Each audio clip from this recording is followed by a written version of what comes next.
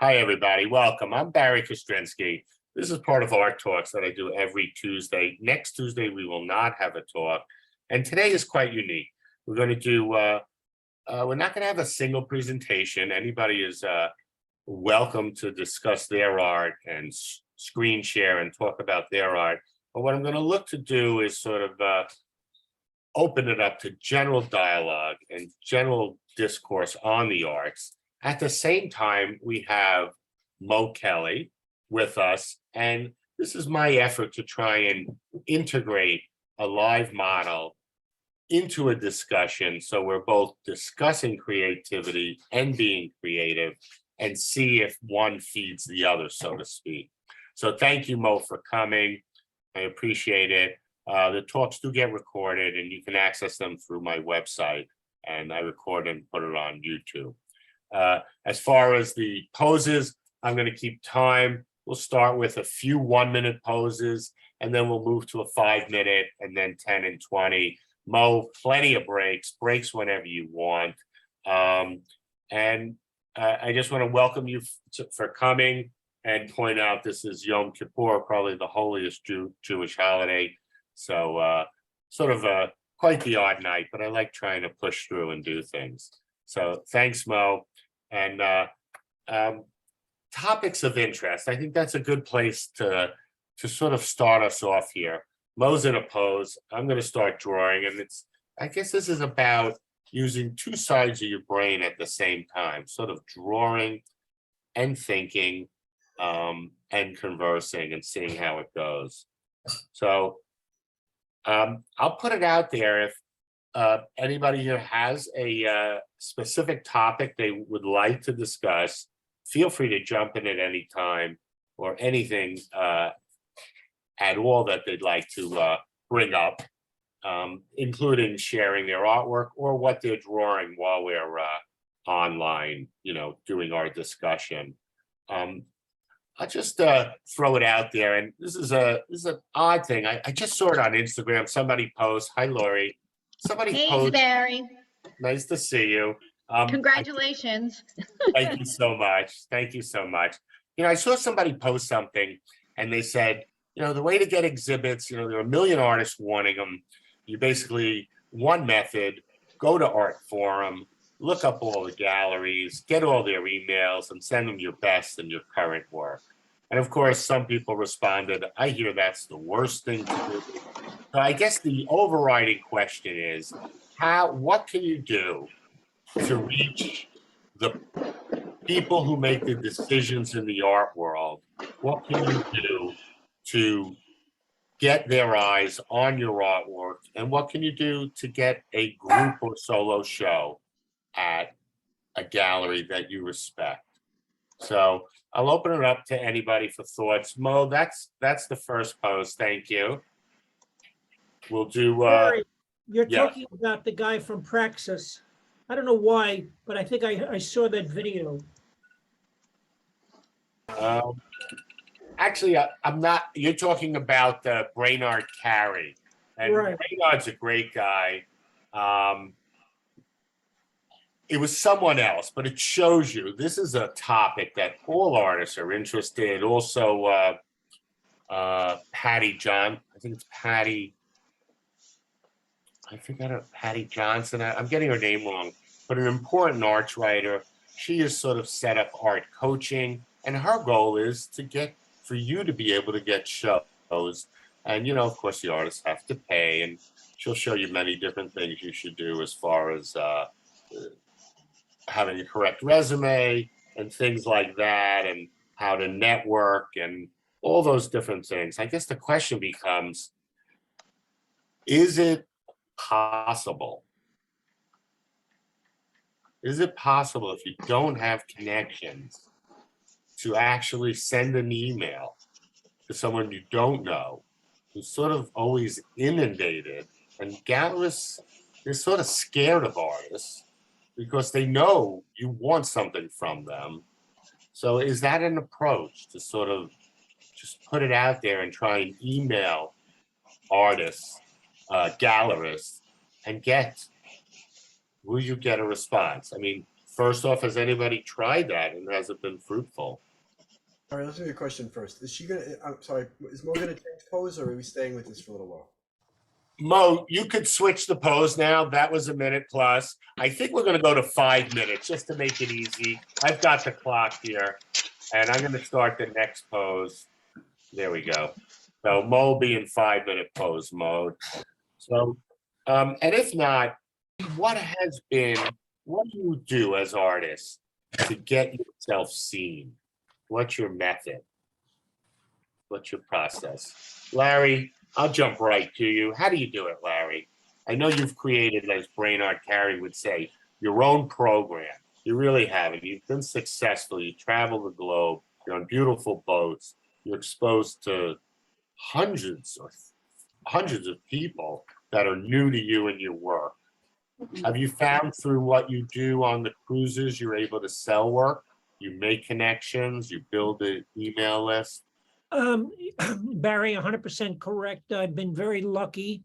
Let me roll back to a very interesting point that you made. How do you connect with people?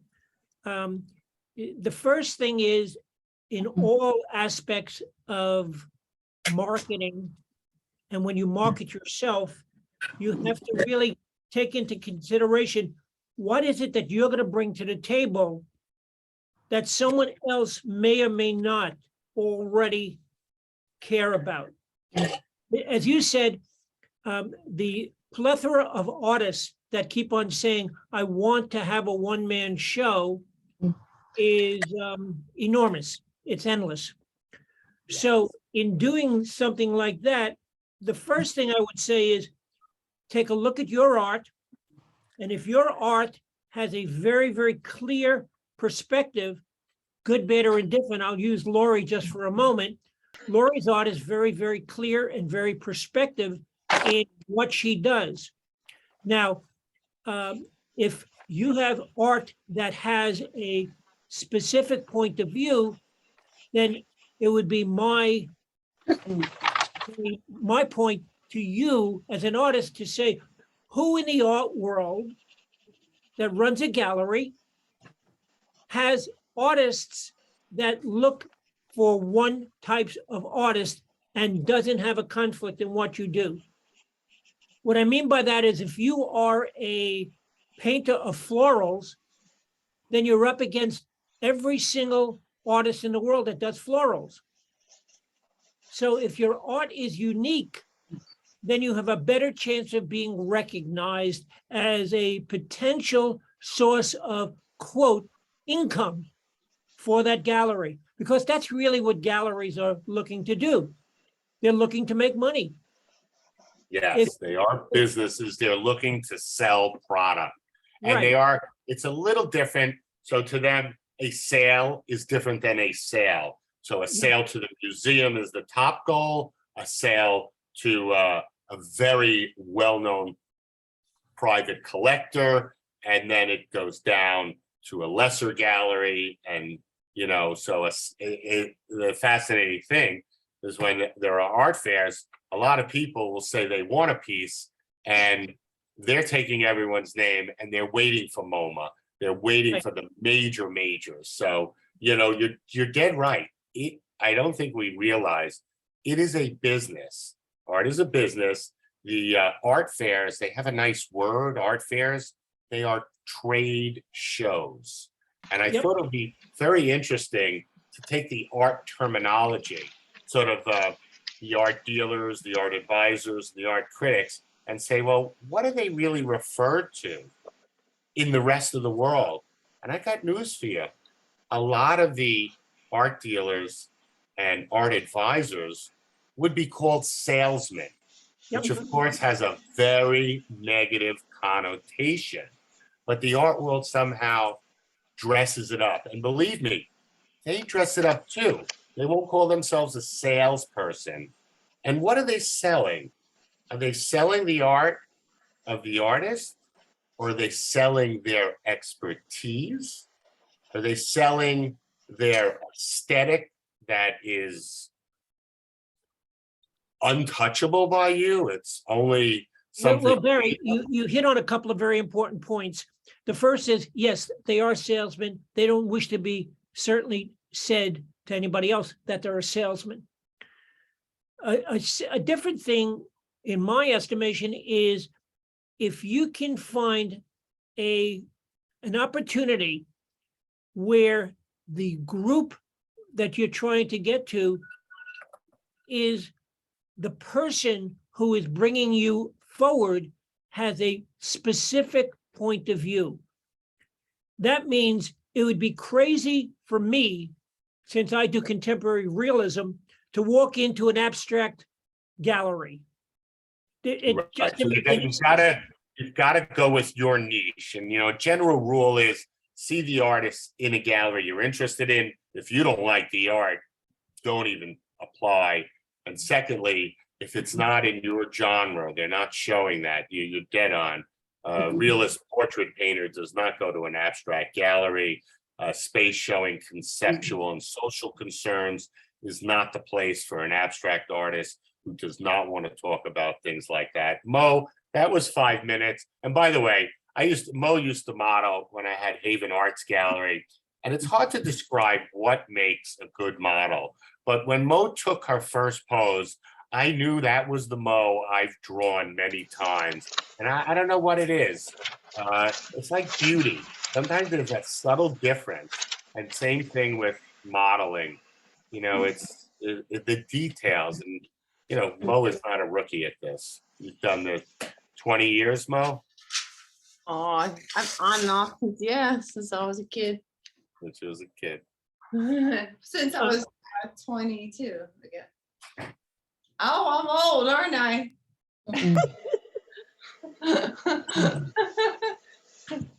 So, Barry, let me answer another question that you asked of me, and how I became, I'll use the term relatively successful, because I'll leave that up to those who choose to figure it out. Yes is the first answer. When you asked me, do I sell my art? And the answer is yes. And I have built up a very large following. And I have a fairly decent email list of guests who have purchased my art. And all I do is I just make them aware of what I am doing. But I will be very honest, there are very far and few between repeats. Okay. I have one or two that I could certainly say, hey, Larry, I'm thinking about this. Could you do this for me? And the answer is, of course. I can do anything for anybody. Every one of us can do the same thing. So I've been very, very pleasantly surprised when that happens, but it doesn't happen often. What I have found, and I don't know if anyone else has experienced this, that many of the artists, that many of the potential patrons that I come across are one-shots. Yeah. They see something they like, they buy it. And I have experienced numerous people saying to me, I love your art. And then they'll buy something that they really don't like because the color is perfect for them in their room with something else that I did. So, It'd be a funny skit. You show an artist and he makes a sale and he goes to the client. I'd like to see where you hang it in the house, and goes to the client's house. They put it over the couch. Then the artist pulls out a bucket of paint and he starts to paint the couch a little bit here and the mirror there. And he's just integrating it into the environment, sort of quite the polar opposite of what decorators do to artwork. right. I got news for you. We're fighting a tough battle. Look at the walls in your own homes. Do you have Right. room? Do you have room to hang another work of art? The answer is, when someone says to me, I have my entire walls covered with art, I said, how lucky are you? Now I could give you a new one to replace one of the old ones. There's never a block. There's always an opportunity to create another opportunity. You So know, when someone you've says, got "My an wall-" attitude Oh, that's an important attitude, because I know if we go 1 through 1 by all the ways to get exposure, one person could rightly point out that they're not going to work. The odds are against you. And, it's just a waste of time. But another person would say, and Brainerd Carey, who spoke, and we also had somebody else who knew the inner workings of the art world that spoke when I was with ATOA and wrote quite the book on it. They'd say, you try it all. You throw it all on the wall, and some of it sticks. As with you, you created your own career. Lori, let me ask you, what's your method? And Lori, by the way, I think last time we spoke, you had a couple of solo shows coming, correct? Mhm. So, Yeah, I push hard, I work hard. I spend a couple of hours a day on social media, and I spend, a good portion of time on the computer designing as well as in the studio working. So, and whatever, it's a constant battle. I do use LinkedIn a lot, and I throw stuff out to various galleries internationally. And just what I do is I take, 5, 7 images, write a little hi, came across, your gallery or your name or whatever, and I appreciate your expertise. Can you give me some feedback on my work and how to get it out to a broader audience? And I do something like that. And, with in mind what they do, and I'm basically looking at their profile and figuring out what they do and who they show and all that. Sometimes it works. I got an international show that way once. Will it work all the time? It's a crapshoot. It's like anywhere. And where I've been doing the whole non-for-profit and group shows, and the solo shows I've gotten I've been invited to show at, not that I've submitted for a solo show. you said something important there early on. I spend 2 hours or so on social media. You're putting the work in. There's no question about it. And the work, yes, we all know the work in the studio. We all have bodies of work, evolve our work, series, everything. We're all very good at that. But often artists are not good at that other side. But it does mean sitting in front of the computer and sending out lots of emails. So, but you're an example, Lori, of where the formula works.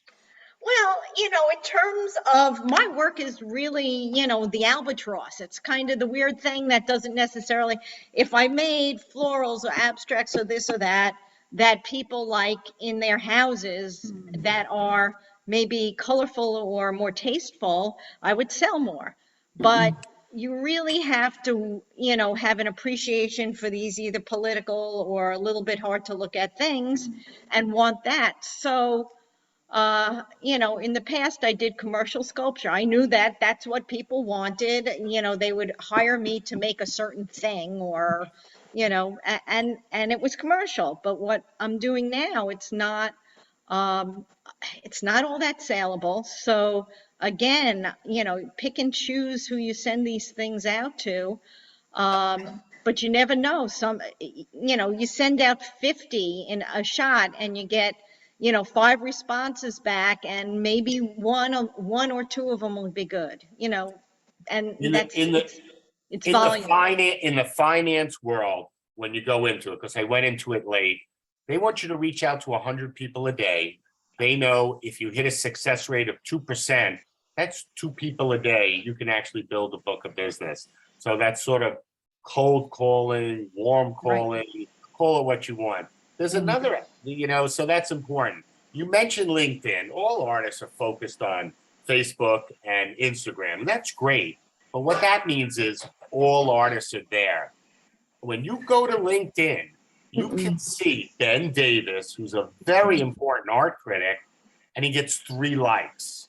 You can see Michael Kimmelman, the ex-head of architecture for the New York Times, and he'll have 5 likes. You're not going to reach Jerry Saltz through Facebook or Instagram in a meaningful way. Even if he likes you and features you, it's too diffuse. There are too many people in the game there. But LinkedIn is not explored by artists, and you have some important people on there. And since they don't have a lot of responses, your response has a lot more weight than it would on another platform. So The other thing is you can really search out and target people, and get emails to really important people that you would never be able to get their email. So yeah, it's good. It's just taking the time. And I wish there was, if somebody said to me, oh, I have the person who would really work well with you and could get your work out there, I would do it in a heartbeat. But, you know, I haven't Lori, found I it. have the person that could do really well for you. yeah? Unfortunately, it's going to cost you $1,000 a day to speak to him. Well, maybe And- I'll talk to him for a day. You have my email. Contact me anytime you want. Okay. And then you have artists paying for people to sort of get connections. And of course, time's involved. Artists spending time to work with Patty Johnson, who's quite good in her field. I know Bonnie Liebowitz, who has spoken with us, works with Patty. You know, and she's basically, you know, Patty's saying, you know, what you're saying, Lori, a lot of the things that you picked up. Peg, in your practice, what do you try and do to reach out? Obviously, you network. You network through ATOA. I assume you network through New York Artist Circle, probably. How else? Are you Instagram or Facebook? Have you developed? You mean how do I just put my work out there? Like, I'm not looking to sell, like I say, it's just a sketchbook. But yeah, I do it on Facebook. Yeah, Instagram. I have a bunch of 10 pieces down in New Jersey. I've been there for forever, framed and, you know, to sell. So I'm in no hurry to frame more works on paper. It's expensive. It is expensive. That's an issue. I got news for you. There is a trick to that. If you're working traditionally on paper, whether it's pen and ink or watercolor, it's not the worst thing to buy a canvas and do the work on the canvas. Mm-hmm. All of a sudden, no frame necessary. It's a work on canvas. Right. And you avoid the archival effects and deterioration of paper and all the problems that it comes up. So it also ups the value of the objects. It's not bad to draw on a canvas and have a finished work. Of course, storing, you know, hundreds of canvases is another issue. But that is a way around the almost prohibitive cost of framing. No question. Yeah, another idea would be to you just use the same stretcher, and it only takes like 12 minutes to stretch a canvas. You know, if you're good at it. And then just take it off and put it back on again. So that's an idea. So I have a question, and this is a generalized question.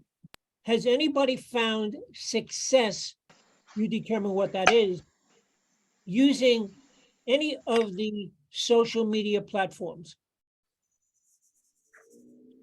I've had, Yeah. you know, Conversation is so interesting. I feel like you guys know the Oscar Wilde quote, when bankers get together, they talk about art.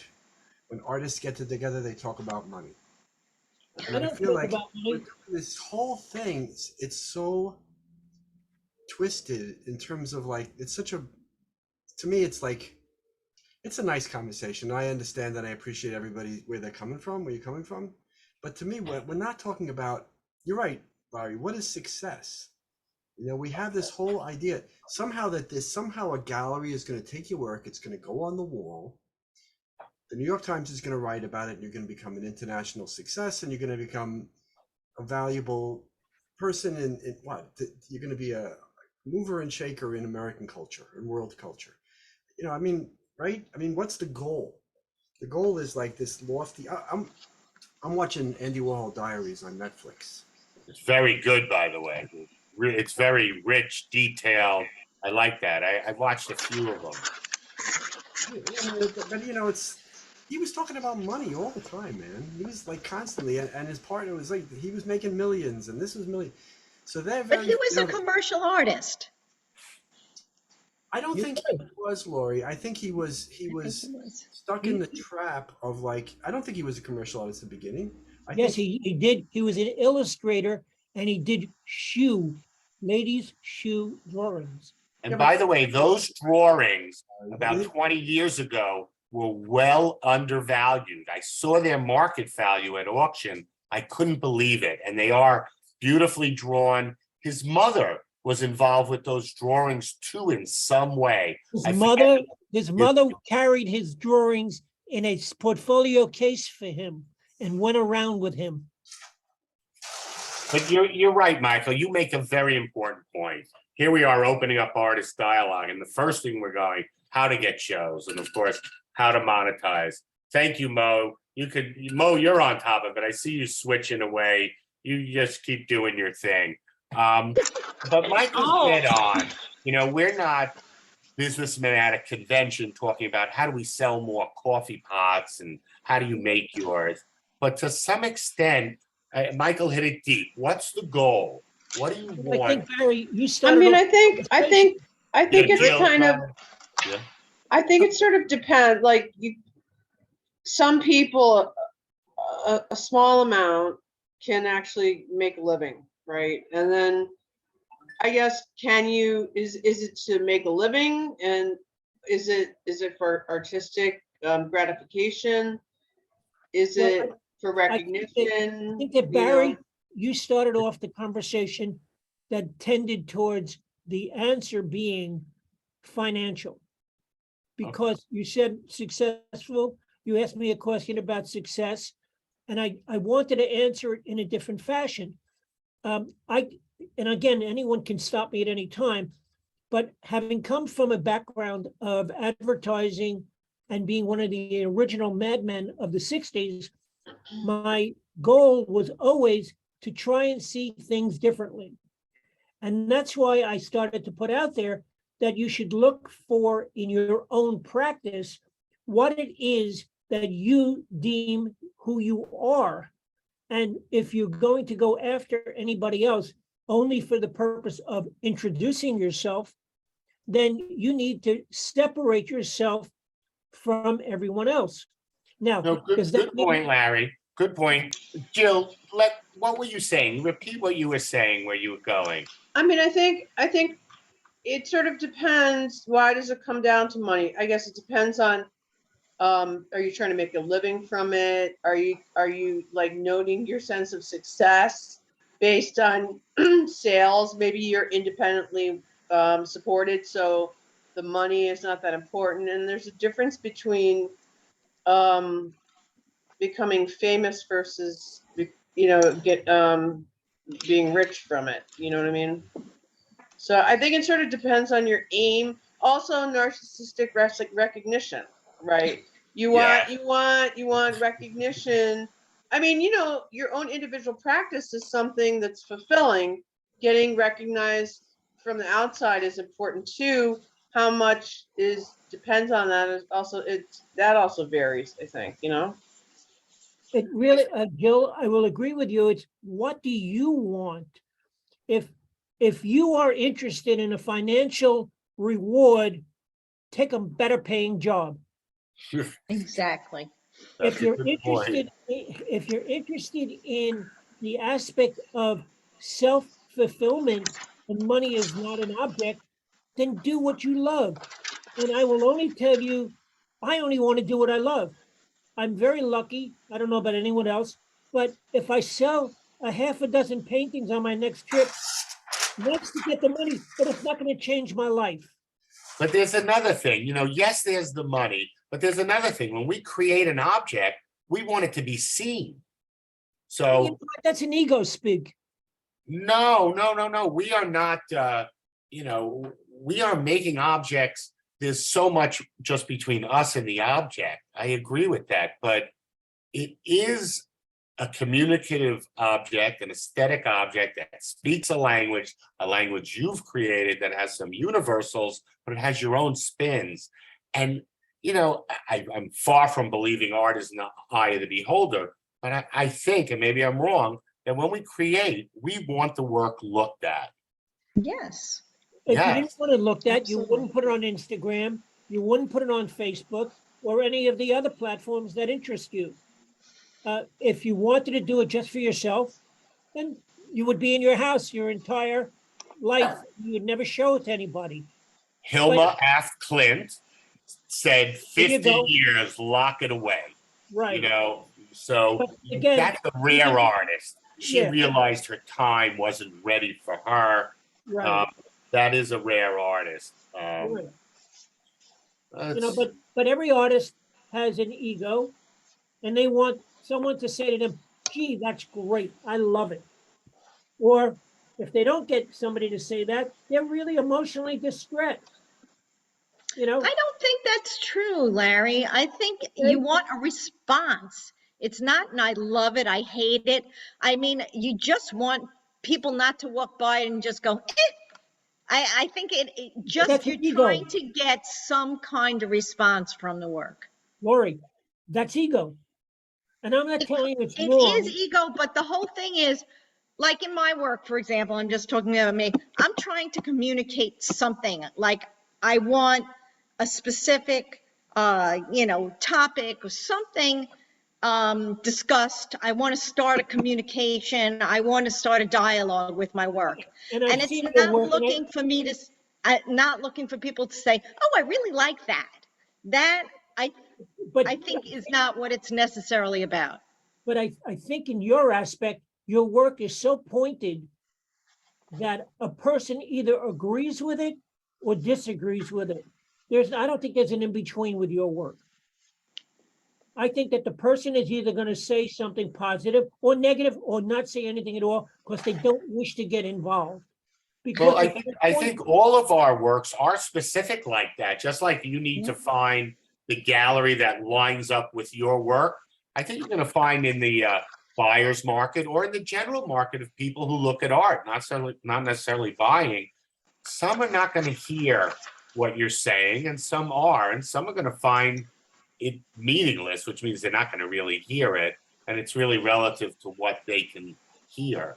I'm Or going to, see. Barry, I want to add to that and agree with you 100%.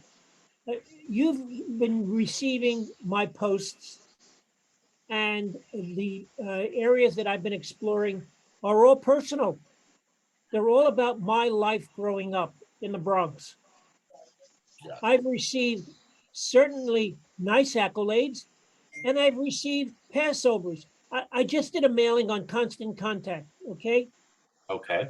And the rate of return, that's an ROI, it's going to be rate of return, not rate of investment, ROR, exceeds the absolute norms. What that means is that if you send out 100 100 to your mailing list, that if it exceeds a certain level, then it's exceeding a rate of return.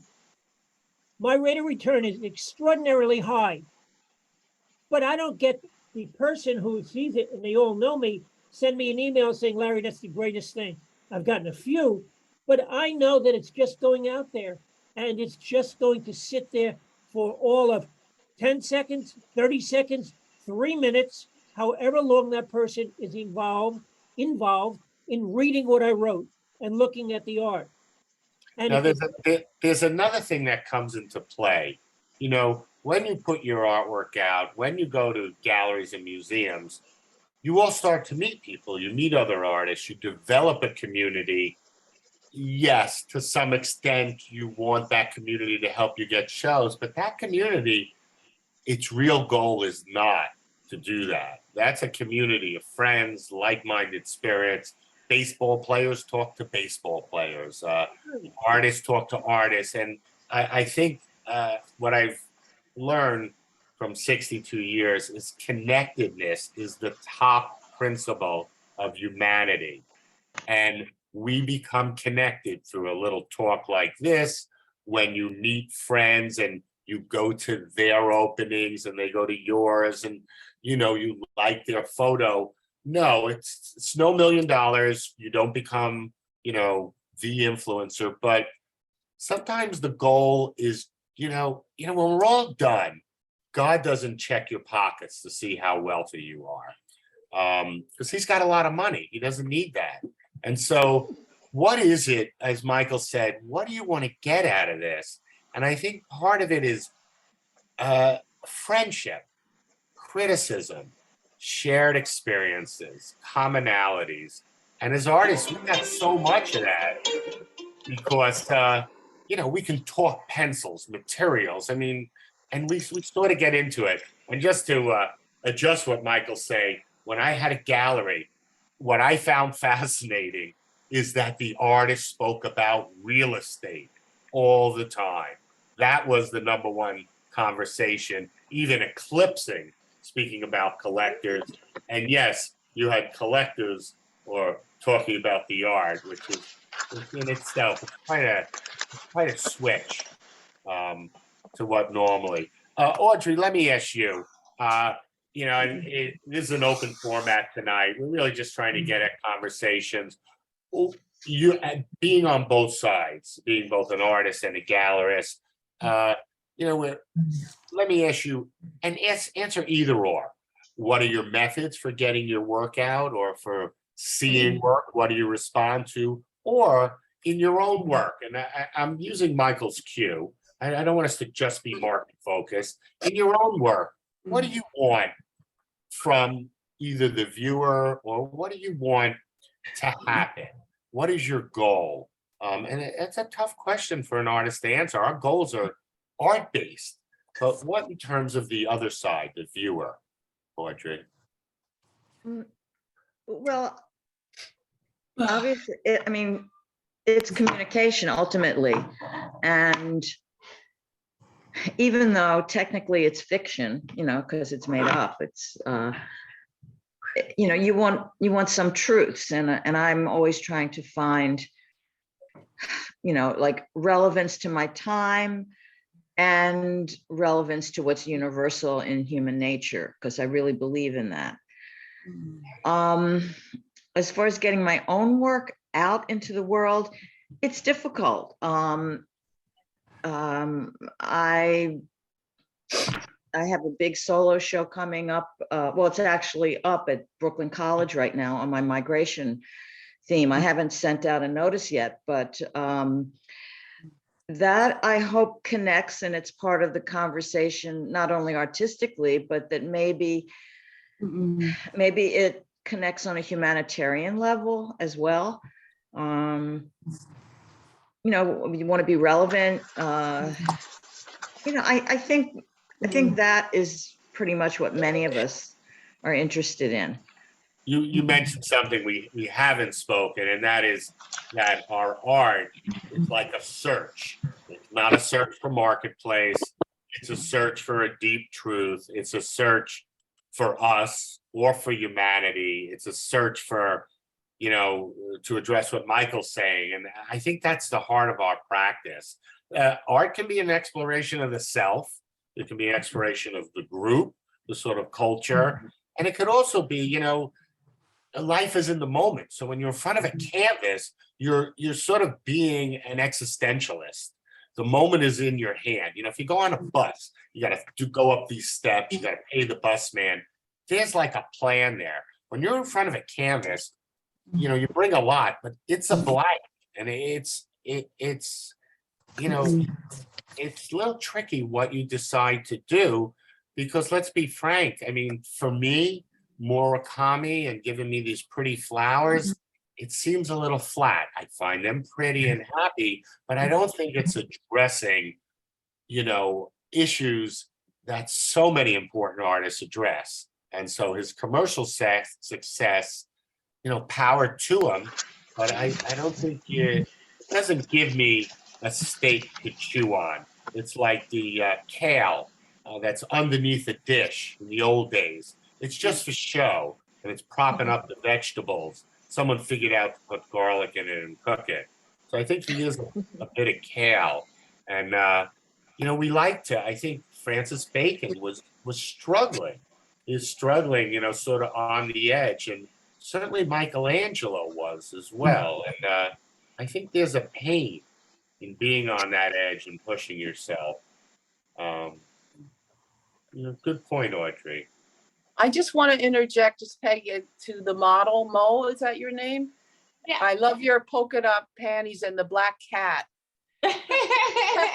coming Look at you with guys you. drawing him It's more than me. very much theater. Yes, I'm enjoying it.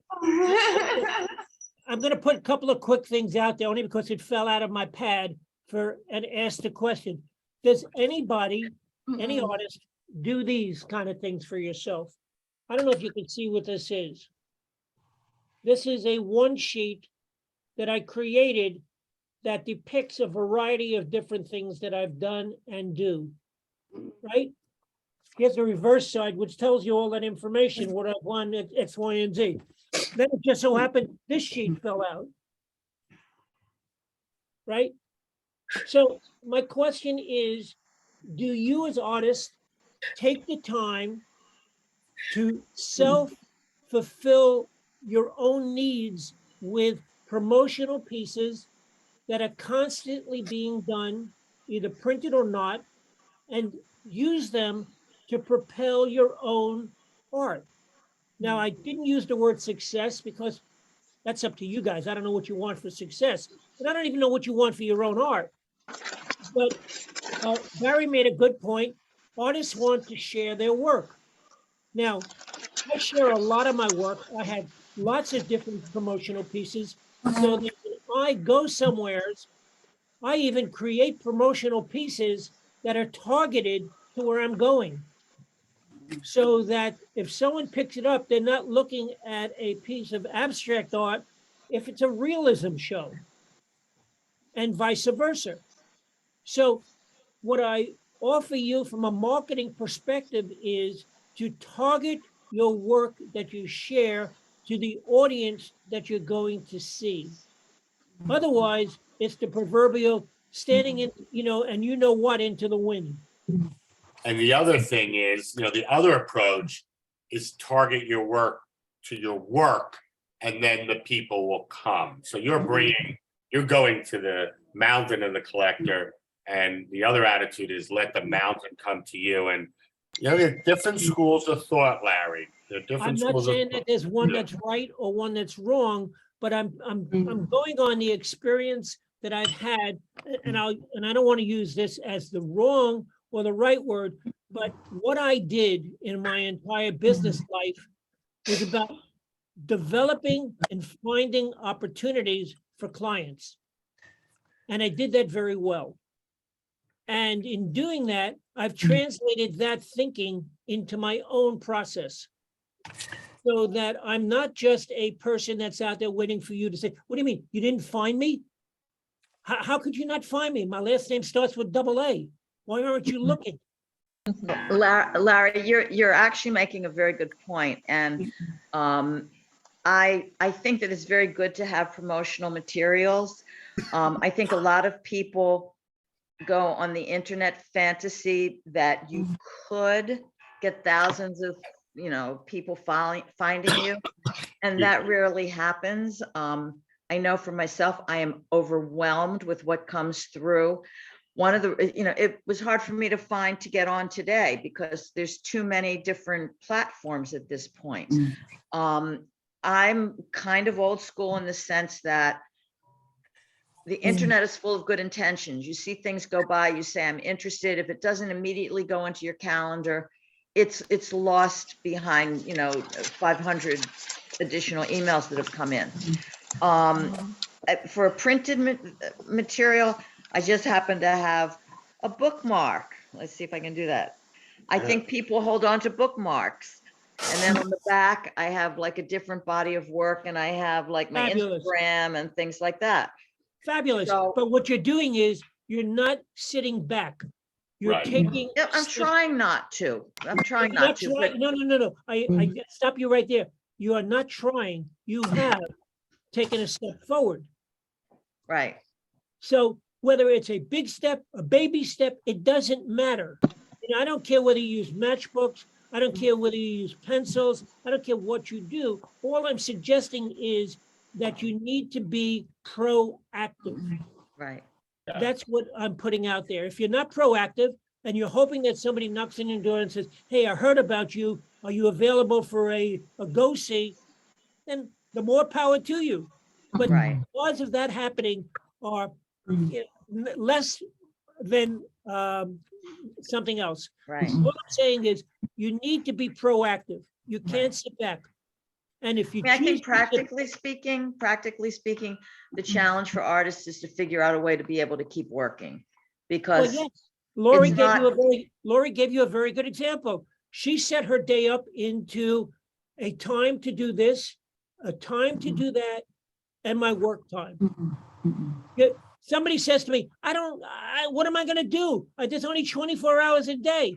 And my answer to you is, how many hours are you sleeping? Well, hopefully I gotta get 9. 8 hours sleep. So now you have 16 hours to work with. Figure out how you're gonna manage the 16 hours. I'll say, go ahead, Lori. No, about a year ago, when I came up with this whole body of work that I have now, I decided to put out some catalogs, and I had been in this show, and they sent me a catalog that they had done in Europe, and I thought it was okay, and I went on one of the printing companies. I'm just Vistaprint. it's not Vistaprint. I'll think of it Doesn't before matter. the end. But anyhow, fairly simply, in a day or two, I put out a couple of catalogs, putting in different images. I waited for a sale. It was very inexpensive. The quality was amazing. And I have a book that I can give to somebody. You know, the book cost me probably $10. But it is a hardcover, really beautiful book. And, you know, And I think Lori, that by would the be way, worth- you couldn't do that 10 years ago. It No. wouldn't cost you $10. You'd have a large minimum. It would be cost prohibitive, but you're right. I know artists doing that.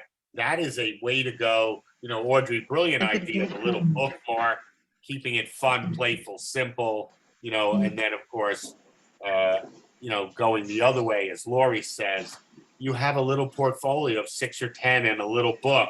And that's, Larry, you're showing yours. Okay, I'm showing. I wanted Snapfish. to just add on to what Lori was saying. Lori did a hardcover book. Mine is a slightly different cover book, but what it did is it gave the person who was looking at my work a complete sense of this guy knows what he's doing. He's an artist, but he knows what he's doing. And what I try to do in every single thing that I create, and I don't know if you're reading this backwards or not, is, is it coming across backwards? Yeah. No, There I am. No, it's not backwards. Okay, There's only one first impression. exactly right. So the point that I'm getting at is you can't ask somebody for a second chance.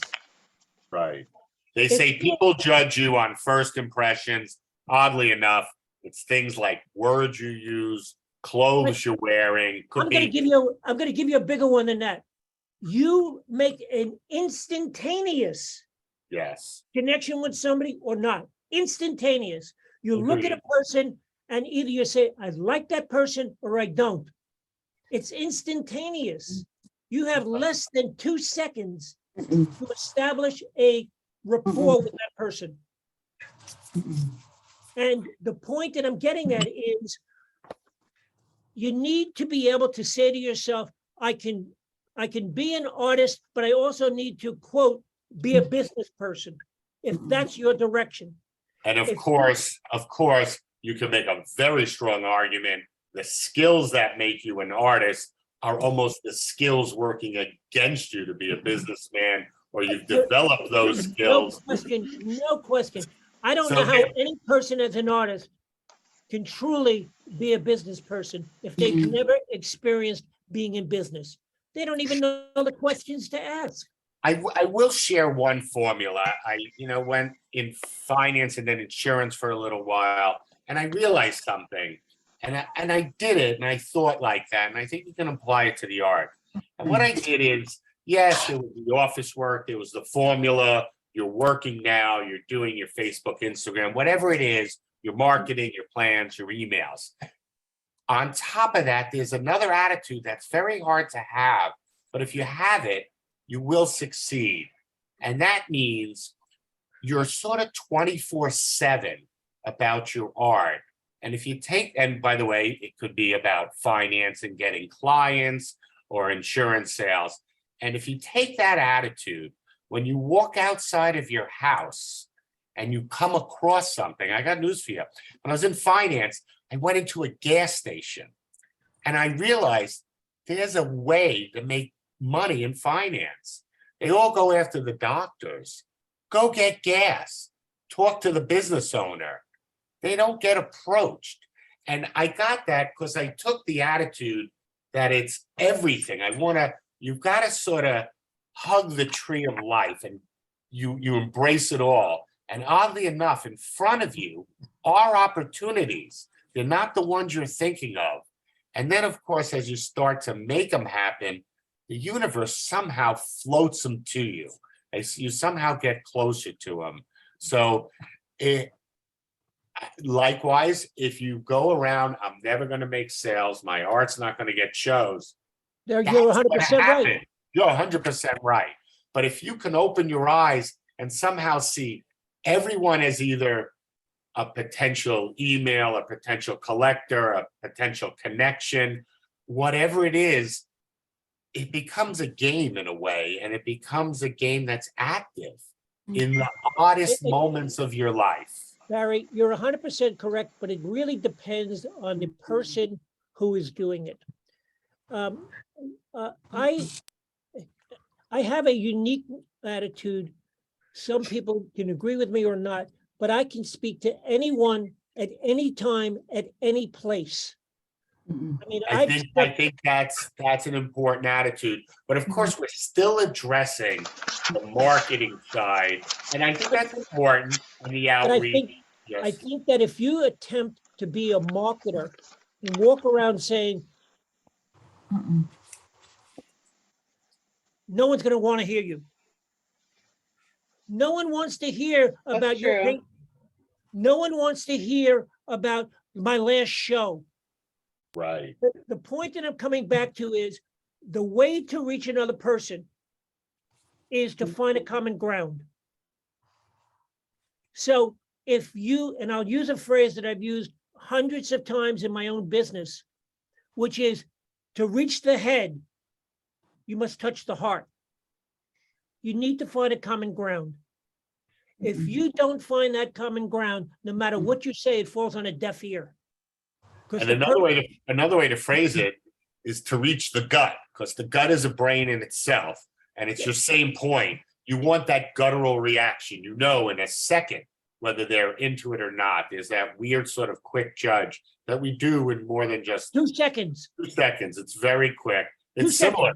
Yes, it is odd. You look at a woman, you look at a man, you look at a painting, it's over in 2 seconds. You've made it. I want to sort of wrap it up. This has been great dialogue, just what I wanted. And yes, we'll take other turns and tacks. I want to just briefly go to what we've been drawing. I want to sort of change tacks, go to the creative side. I'll start by sharing and telling some things I do in drawing. I'll just hold it up and keep it simple. And let's see if I can show. Hard to say back. Yeah.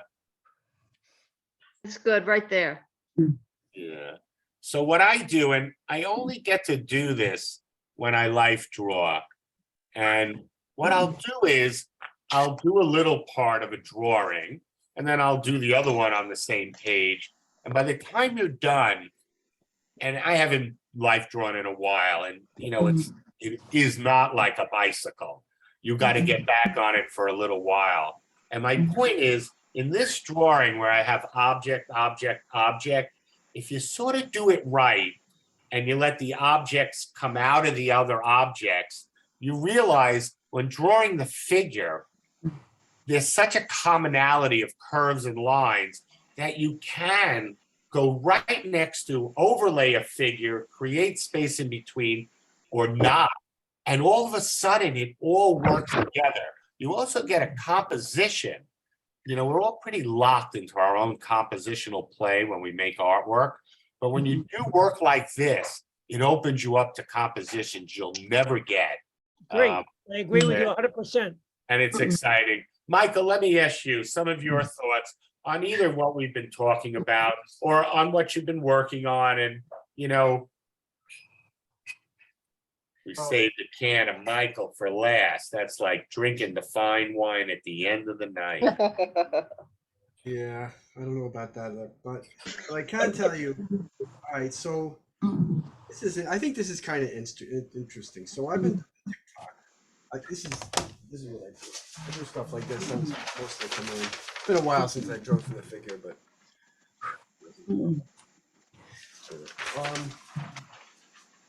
so you know, I was doing this is the kind of stuff I was doing on TikTok. I would show one picture like this, right? And I was doing that, and I was getting about 400 or 500 likes or something per thing. And I guess on our TikTok isn't bad, right? Maybe 1 or 2 comments. But this, I thought this is interesting. So this one, I don't know if you can, it's going to be a terrible, but this is my garage where I store all my paintings. And I have a ton of paintings. And you know what?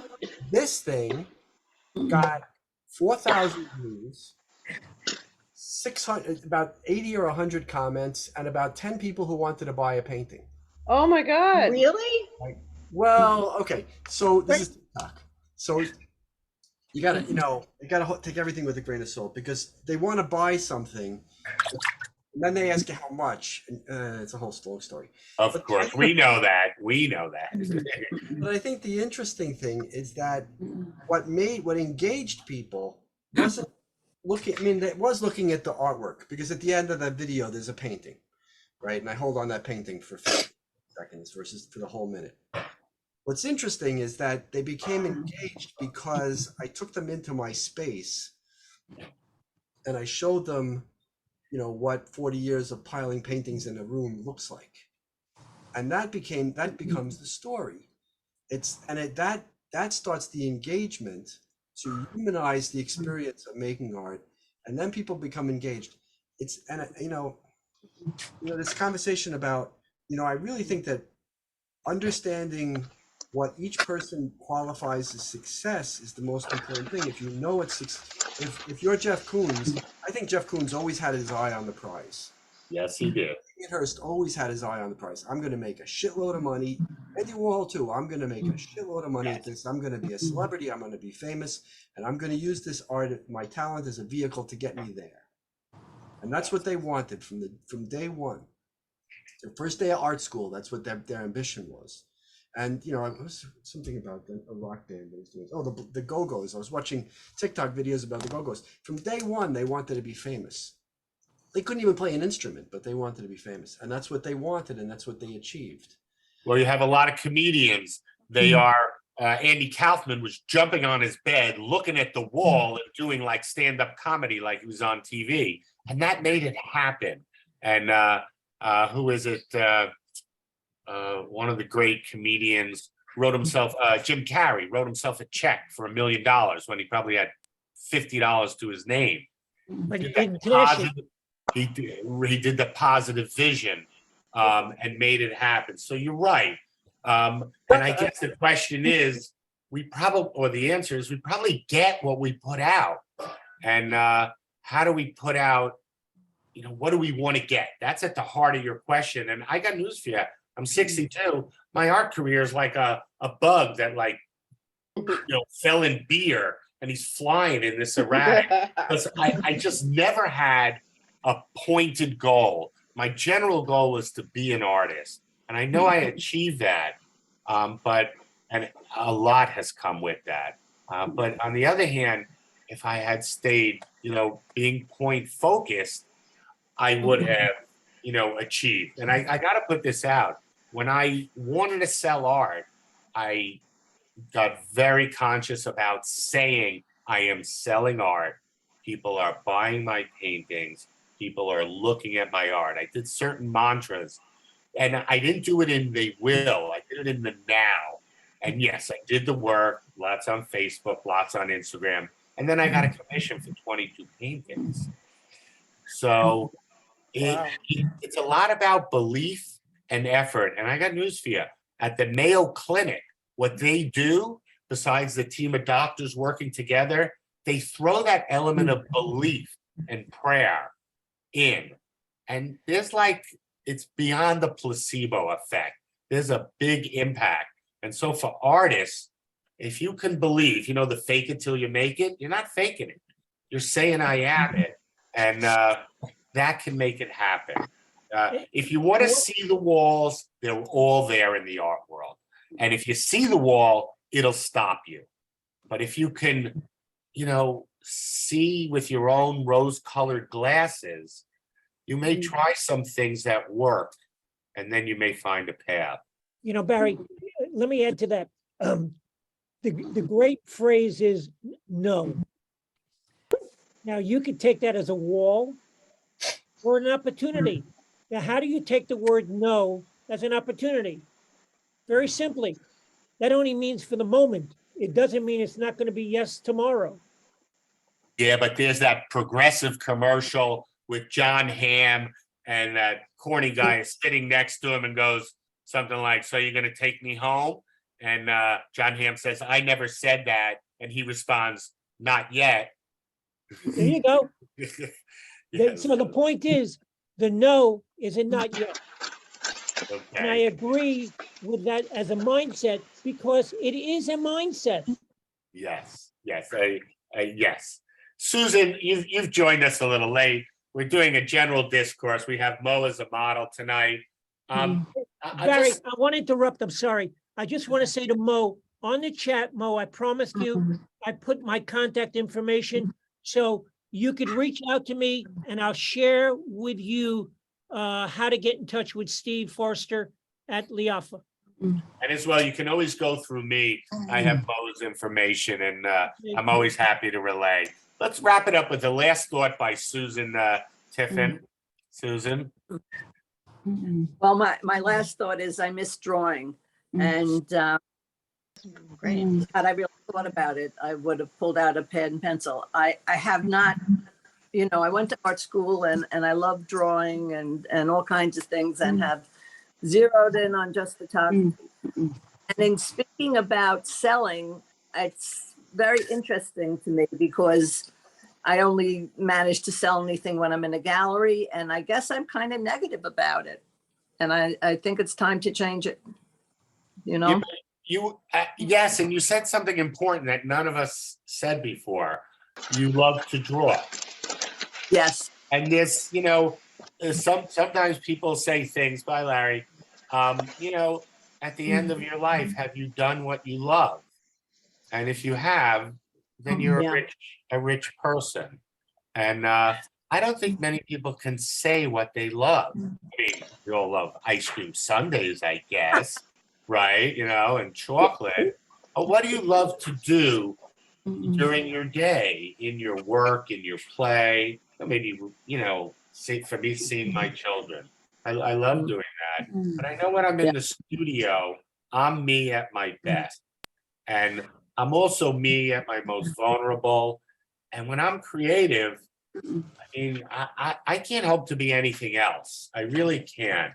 I mean, I enjoy talks. I enjoy meeting artists and going to events. I really like it all. But to do something in the studio, to be challenged, to be successful, and also to fail.